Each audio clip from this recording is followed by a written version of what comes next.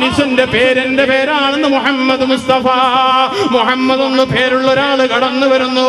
വസ്മു അബീഹി, അദ്ദേഹത്തിന്റെ പിതാവിന്റെ പേരാണ് അബ്ദുള്ള എന്ന പിതാവിന്റെ പേരാണ്. അദ്ദേഹം വന്നുകൊണ്ട് ഈ ഭൂമി മുഴുവനും സമാധാനം കൊണ്ടുവരുന്നതാണ്, നീതി കൊണ്ടുവരുന്നതാണ്, സമാധാനത്തിന്റെ കൊടിവിടെ നാട്ടുന്നതാണ്. അങ്ങനെ സമാധാന അന്തരീക്ഷം വരുമ്പോ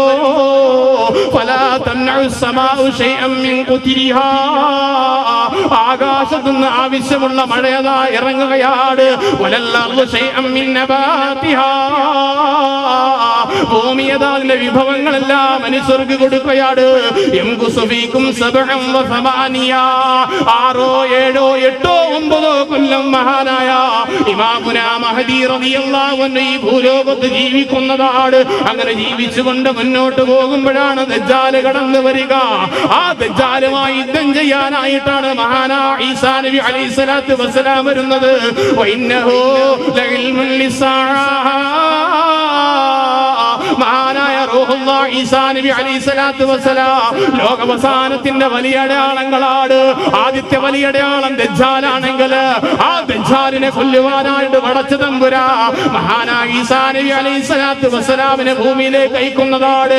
ഇസ്രായേലിലെ ബാബുലുദ് എന്ന് പറഞ്ഞ വിമാനത്താവളത്തിൽ വെച്ച് അല്ലാഹുവിന്റെ ഹബീബ റൂഹുല്ലായാകുന്ന ഈസാ നബി അലൈഹിസ്സലാത്തു വസ്സലാം ദജ്ജാലിനെ കൊല്ലുന്നതാണ്. എന്നിട്ട് വിവാഹം കഴിക്കുന്നതാണ്, ഈ ഭൂമിയിൽ ജീവിക്കുന്നതാണ്, മക്കൾ ഉണ്ടാകുന്നതാണ്. 45 വർഷങ്ങളോളം ഈസാ നബി ഈ ഭൂമിയിൽ ജീവിക്കുന്നതാണ്. മഹാനായ ഈസാ നബി അലൈഹിസ്സലാത്തു വസ്സലാം 45 കൊല്ലം ജീവിച്ചിട്ട് മരണപ്പെടുന്നു. ഈസാ നബിയുടെ ഖബർ എവിടെയാ? 5200 കിലോമീറ്റർ അകലെയായിട്ട് വച്ചക്കുമ്പയുടെ താഴ്ഭാഗത്ത് അന്ത്യപ്രവാചകൻ മുഹമ്മദ് മുസ്തഫ സല്ലല്ലാഹു അലൈഹി വസല്ലമ തങ്ങൾ അന്ത്യവിശ്രമം കൊള്ളുന്ന റൗളാ ശരീഫില്ലേ, ആ റൗളാ ശരീഫിൽ പ്രവാചകന്റെ ചാരത്തൊരു 6 അടി മണ്ണെടുക്കാനുള്ള സ്ഥലമുണ്ട്. ആ സ്ഥലമാണ് മഹാനായ ഈസാ നബി അലൈഹിസ്സലാത്തു വസ്സലാമിനുള്ളത്. ആ ഈസാ നബി അലൈഹിസ്സലാത്തു വസ്സലാം ഒന്ന് യൗജൂജ് മൗജൂജ് വരികയാണ്. ഈസാ നബി അലൈഹിസ്സലാത്തു വസ്സലാമിന്റെ ജീവിതത്തിലുള്ള യൗജൂജ് മൗജൂജ് വരിക. അവരൊന്ന് രക്ഷപ്പെടാനായിട്ട് എന്ത് ചെയ്യും? ഈസാ നബി അലൈഹിസ്സലാത്തു വസ്സലാം ജനങ്ങളെ കൊണ്ട് പ്രത്യേകമാവുന്ന താവളത്തിലേക്ക് പോകും. വിശദീകരിച്ച് പറയാൻ സമയമില്ല. വലിയ അടയാളങ്ങൾ യൗജൂജ് മൗജൂജ്. അത് കഴിഞ്ഞിട്ടാണ് തത്ലുഉ ശംസു മിൻ മഗ്രിബിഹാ, മഗ്രിബിന്റെ ഭാഗത്തുനിന്ന് സൂര്യൻ ഉദിക്കുന്നു. മഗ്രിബിന്റെ ഭാഗത്തുനിന്ന് സൂര്യൻ ഉദിക്കുകയാണ്. തഹജ്ജുദ് നിസ്കരിക്കുന്ന മനുഷ്യൻ എഴുന്നേറ്റ് ഖുർആൻ ഓതി തഹജ്ജുദ് നിസ്കരിച്ചിട്ട് എന്നിട്ട് നേരം വെളുക്കുന്നില്ല, വീണ്ടും കിടന്നുറങ്ങി, വീണ്ടും തഹജ്ജുദ് നിസ്കരിക്കാനുള്ള നേരത്തെ ഉണരും, വീണ്ടും തഹജ്ജുദ് നിസ്കരിച്ചുകൊണ്ട് വീണ്ടും കിടന്നുറങ്ങും, എന്നിട്ട് നേരം വെളുക്കുന്നില്ല, വീണ്ടും എഴുന്നേറ്റ് തഹജ്ജുദ് നിസ്കരിച്ചിട്ട് വീണ്ടും ഖുർആൻ ഓതും. അങ്ങനെ 3 രാത്രിയുടെ ദൈർഘ്യമാകുന്ന രാത്രി അങ്ങോട്ട് പൊട്ടിപ്പുറപ്പെട്ടിട്ട് പ്രഭാതമാകുമ്പോൾ സൂര്യനതാ ഉദിക്കുന്നു. മിൻ മഗ്രിബിഹാ, പടിഞ്ഞാറ് ഭാഗത്തുനിന്ന് ഉദിച്ചു പതുക്കെ മെല്ലെ മെല്ലെ ഉയർന്ന് മധ്യഭാഗത്തേക്ക് എത്തും സൂര്യൻ. എന്നിട്ട് തിരിച്ചു വീണ്ടും പടിഞ്ഞാറ് ഭാഗത്തേക്ക് പോകുമെന്ന് വിശുദ്ധ പ്രവാചകൻ മുഹമ്മദ് മുസ്തഫ. ഇത് കാണുമ്പോ മഗ്രിബിന്റെ ഭാഗത്ത് ഉദിക്കുമ്പോ എല്ലാവരും പറയോ സത്യം തന്നെ കേട്ടോ, ലോകം അവസാനിക്കാൻ പോണ്, ഞങ്ങളൊക്കെ എന്ത് ഇസ്ലാമിലേക്ക് സ്വീകരിക്കാൻ പോവുകയാണ്, ഇസ്ലാമിനെ സ്വീകരിക്കാൻ പോകുന്ന തൗബ ചെയ്യും. ഇല്ല, അവിടെ രക്ഷയില്ല. മുമ്പ് ഇസ്ലാമിനെ ഈമാൻ സ്വീകരിക്കാത്തവർക്ക് പിന്നെ ഈമാൻ സ്വീകരിക്കൂല. ഈമാൻ ഉള്ളവർ വീണ്ടും തൗബ ചെയ്ത് സ്വീകരിക്കും. പുതിയ ആൾക്കാർക്കുള്ള തൗബ ഈമാൻ ഒന്നും അല്ലാഹു തആല സ്വീകരിക്കത്തില്ല എന്ന് അസ്റഫുൽ ഖൽഖ് മുഹമ്മദ് മുസ്തഫ. സൂര്യൻ അങ്ങനെ പടിഞ്ഞാറുദിച്ചു. അതോടുകൂടി പിന്നെ എല്ലാവർക്കും ബോധ്യമായി തീർന്നു. പിന്നെയാണ് സഫയുടെ ഭാഗത്ത് നിന്ന് ദാബത്തുൽ അർദ് ഒരു മൃഗം പൊട്ടിപ്പുറപ്പെടുക. കയ്യിൽ മൂസാ നബിയുടെ വടി കാണും, മറ്റൊരു കയ്യിൽ സുലൈമാൻ നബി അലൈഹിസ്സലാത്തു വസ്സലാമിന്റെ മോതിരം കാണും. അങ്ങനെ ഒരു മൃഗം, അതൊന്നും വിശദീകരിക്കാൻ ഞാൻ നിൽക്കുന്നില്ല, ചുരുക്കി പറഞ്ഞു നിർത്തുകയാണ്. അത് കഴിഞ്ഞ് ഒരു പുകയുണ്ടാകും, ലോകാവസാനത്തിന്റെ അടയാളമാണ്. പിന്നെ 3 ഭാഗങ്ങളിലായിട്ട് ഭൂമി വിഴുങ്ങുന്ന സംഭവങ്ങളുണ്ടാകും. ഭൂമി വിഴുകുന്ന സംഭവം എന്ത് ചെയ്യും? ലോകത്തുണ്ടാകും. എന്നിട്ട് യമനിന്റെ ഭാഗത്ത് നിന്ന് ഒരു തീ അങ്ങ് പുറപ്പെടും. ലാസ്റ്റ് അടയാളം, 10ാമത്തെ അടയാളം, വലിയ അടയാളം. യമനിന്റെ ഭാഗത്ത് നിന്ന് എന്ത് ചെയ്യും? ഒരു തീ അങ്ങോട്ട് എന്ത് ചെയ്യും? പുറപ്പെടും. പുറപ്പെടലോടി പിന്നെ തീർന്നു. പിന്നെ അന്ത്യകാഹളം മാത്രമേ ഉള്ളൂ. നമ്മൾ വിചാരിച്ചിരിക്കുന്നതിന് കുറച്ച് ഇനി ഒരുപാടുണ്ട്. പടച്ചവന്റെ തീരുമാനം എപ്പോഴാണെന്ന് പറയാൻ പറ്റത്തില്ല. അതുകൊണ്ട് പറഞ്ഞതായ കാര്യങ്ങൾ കൊണ്ട് നല്ല രീതിയിൽ ആലോചിച്ച് ചിന്തിച്ച് ഇതിലേതെങ്കിലും ഒരു പ്രവർത്തനം, ഇതിൽ ഈ പറഞ്ഞതായ കാര്യങ്ങൾ ഞാൻ എന്തെങ്കിലും ഭാഗവാക്കുണ്ടോ ഉണ്ടെങ്കിൽ മാറി ചിന്തിക്കാനുള്ള സമയം അതിക്രമിച്ചിരിക്കും. ഞാൻ കാരണമായി ഈ ലോകാവസാനത്തിന് ഞാനൊരു കാരണമാകരുത് എന്നൊരു ചിന്ത എല്ലാവർക്കും ഉണ്ടാകുക. ഞാൻ ഒരു സംഭവം പറഞ്ഞങ്ങ് നിർത്തുകയാണ്. അസ്റഫുൽ ഖൽഖ് മുഹമ്മദ് മുസ്തഫ സല്ലല്ലാഹു അലൈഹി വസല്ലം തങ്ങൾ അടുക്കലേക്ക് വന്നുകൊണ്ട് ഒരാൾ ചോദിച്ചു, മത്തസ്സാ യാ റസൂലല്ലാഹ്, അല്ലാഹുവിന്റെ പ്രവാചകരെ എന്നാണ് ലോകം അവസാനിക്കുക, എന്നാണ് ലോകം അവസാനിക്കുക എന്ന് പ്രവാചകനോട് ചോദിച്ചപ്പോൾ പ്രവാചകൻ തിരിച്ചു ചോദിച്ചത്, ലോകം എന്നായാലും അവസാനിക്കുന്നതാണ് മനുഷ്യ. പക്ഷെ ലോകം അവസാനിക്കുകയാണ്, നീ എന്ത് തയ്യാറെടുപ്പാണ് നടത്തിയിരിക്കുന്നത്, നീ എന്ത് ഒരുക്കമാണ് നടത്തിയിരിക്കുന്നത്, നിനക്കെന്ത് മുതൽക്കൂട്ടാണ് ഉള്ളതെന്ന് പ്രവാചകൻ ചോദിച്ചപ്പോ ആ മനുഷ്യൻ പ്രവാചകനോട് ഞാൻ അല്ലാഹുവിനെ റസൂലിനെയും സ്നേഹിക്കുന്നു നബിയേ.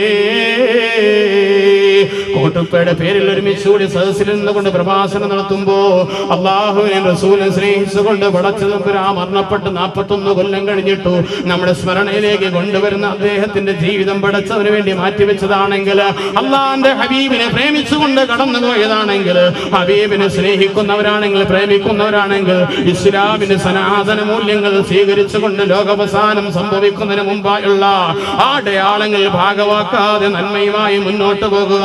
ഒരാൾ പ്രവാചകന്റെ അടുക്കലേക്ക് വന്നുകൊണ്ട് പറഞ്ഞു, നബിയേ ഇസ്ലാമൊക്കെ സ്വീകരിക്കാൻ, നബിയേ ഇസ്ലാമൊക്കെ അംഗീകരിക്കാം പ്രവാചകരെ, പക്ഷേ 3 കാര്യങ്ങൾ ഒഴിവാക്കാൻ സാധ്യമല്ല, 3 കാര്യങ്ങൾ ഒഴിവാക്കാൻ സാധ്യമല്ല പ്രവാചകരെ. മദ്യപാനവും മോഷണവും വ്യഭിചാരവും ഒഴിവാക്കാൻ സാധ്യമല്ല. എനിക്ക് മദ്യപിക്കാതെ ജീവിക്കാൻ പറ്റൂല, ഞാൻ മോഷണം നടത്തും, വ്യഭിചരിക്കും, ഇത് 3 ഒഴിവാക്കാൻ സാധ്യമല്ല എന്ന് മഹാനായ പ്രവാചകനോട് പറഞ്ഞപ്പോ മഹാനായ അസ്റഫുൽ ഖൽഖ് മുഹമ്മദ് മുസ്തഫ സല്ലല്ലാഹു അലൈഹി വസല്ലമ തങ്ങൾ ആ സഹോദരനോട് പറഞ്ഞത്, കുഴപ്പമില്ല, നീ 3 ചെയ്തു, പക്ഷേ ഒരിക്കലും കള്ളം പറയരുത്. രസാവഹമാകുന്ന കാര്യമാണ്. പ്രവാചകൻ പറഞ്ഞു 3 ചെയ്തു, പക്ഷെ കള്ളം പറയരുത്. ഈ മനുഷ്യൻ വൈകുന്നേരമായപ്പോൾ മദ്യപിക്കാൻ ആഗ്രഹമുണ്ട്, അതേ മദ്യപിക്കാൻ വേണ്ടി ഇറങ്ങുകയാണ്, പുറപ്പെടുന്നത്. പക്ഷെ മനസ്സിനൊരു ആളലുണ്ടാകുന്ന ആളെ പടച്ചവന്റെ ഹബീബിന്റെ മുമ്പിലേക്ക് ചെല്ലുമ്പോ, എന്താണ് നീ ഇന്നലെ ചെയ്ത പ്രവർത്തനങ്ങൾ എന്ന് ചോദിക്കുന്ന അവസരത്തില് ഞാൻ മദ്യപിക്കാൻ പോയി നബിയേ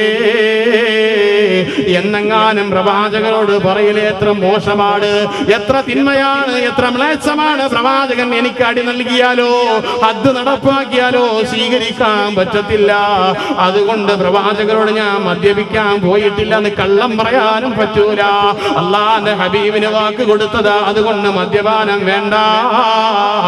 മോഷണം നടത്താനായിട്ട് രാത്രിയിലേക്ക് തക്കം പാർത്തിരിക്കുന്ന അവസരത്തില് മനസ്സിനോട് ഒരു ഇടിമിന്നൽ പോകുകയാണ്. പടച്ചവരെ, എന്റെ ഹബീബ് നാളെയെങ്ങാനും നിന്റെ രാത്രി എന്തായെന്ന് ജോലി എന്ന് ചോദിച്ചാ, ഹബീബെ ഞാൻ മോഷണത്തിന് പോയി എന്ന് പറഞ്ഞ എന്റെ വലത് കൈയല്ലേ പ്രവാചകം വെട്ടുക, അതുകൊണ്ടത് പറയാൻ സാധ്യമല്ല. ഇന്ന് ഞാൻ മോഷണത്തിന് പോയില്ല എന്ന് പറഞ്ഞാലോ പ്രവാചകന് കൊടുത്ത വാഗ്ദാനം അതാ ഞാൻ ലംഘിക്കയാട്, അതുകൊണ്ട് കള്ളം പറയാൻ സാധ്യമല്ല. വ്യഭിചാരത്തിന് മോഹമായി ഉദിച്ചുകൊണ്ട് പുറപ്പെടുമ്പോൾ നാളെ പ്രവാചകന്റെ മുമ്പിലേക്ക് ചെന്ന് പറയാൻ പറ്റുമോ? കള്ളം പറയാനും പറ്റത്തില്ലല്ലോ. അതുകൊണ്ട് ഹബീബിന്റെ വാക്ക് സ്വീകരിച്ചുകൊണ്ട് സത്യം മാത്രം പറയുന്ന ഒരാളായി മാറാ ആ സഹോദരൻ തൻ തുനിഞ്ഞപ്പോ, അതിനു വേണ്ടിയുള്ള ശ്രമകരമാകുന്ന കാര്യങ്ങൾ ചെയ്തപ്പോ വ്യഭിചാരത്തിൽ നിന്നും മദ്യപാനത്തിൽ നിന്നും മോഷണത്തിന് പിന്മാറുകയാണ്. അവസാനം ഇസ്ലാമികമാകുന്ന ജീവിതം നയിച്ചുകൊണ്ട് അള്ളാന്റെ ഹബീബിനെ പ്രേമിച്ചുകൊണ്ട് പടച്ചവനെ ആരാധിച്ചുകൊണ്ട് ഇസ്ലാമിന്റെ മൂല്യങ്ങളെ സ്വീകരിച്ചുകൊണ്ട് ജീവിതത്തിലേക്ക് മുന്നോട്ട് പോയെങ്കിൽ എന്റെ പ്രിയപ്പെട്ട സഹോദരന്മാരെ, സഹോദരിമാരെ, ഈ ഉള്ളവനിതാ പ്രവാസനം നിർത്തുകയാണ്. അന്ത്യനാളിന്റെ അടയാളം എന്ന രീതിയിൽ എന്നാൽ കഴിയുന്ന കുറച്ച് അടയാളങ്ങൾ സമയോചിതമായി ഉണർത്തിയിട്ടേ ഉള്ളൂ. വിശാലമായൊന്നും ഞാൻ ചർച്ച ചെയ്തിട്ടില്ല. എല്ലാ അടയാളങ്ങളും നിങ്ങൾ മനസ്സിലേക്ക് മുദ്രങ്ങ് വെക്കുക. ഇതിലെങ്ങാനും അടയാളം അടയാളം എന്റെ ജീവിതത്തിലുണ്ടോ, എന്റെ പ്രവർത്തനത്തിലുണ്ടോ, എന്റെ ചിന്തയിലുണ്ടോ, എങ്കിൽ ഞാൻ ലോകാവസാനത്തിന്റെ കാരണക്കാരനല്ലേ, ലോകത്തേക്ക് അവസാനം കൊണ്ടുവരാൻ വേണ്ടി വെമ്പുന്നവനല്ലേ എന്ന് പറഞ്ഞുകൊണ്ട് ആ അടയാളങ്ങളൊന്ന് മാറ്റാ, ആ പ്രവർത്തനങ്ങളൊന്ന് പരിവർത്തനപ്പെടുത്താ, എന്നിട്ട് നിസ്കാരത്തിലേക്കൊന്ന് സടകുടം എഴുന്നേറ്റുകൊണ്ട് പള്ളിയുടെ അകത്തളങ്ങളെ ഈമാനികமான പ്രഭ കൊണ്ട് നിസ്കരിച്ചുകൊണ്ട് അള്ളാന്റെ ഔലിയാക്കളെ ബഹുമാനിച്ചുകൊണ്ട് അവരെ ജീവിതത്തിനെ സ്വീകരിച്ച് പിൻപറ്റിക്കൊണ്ട് മാറാൻ തയ്യാറാകുമോ? അള്ളാന്റെ ഹബീബിനെ പ്രേമിക്കാൻ തയ്യാറാകുമോ?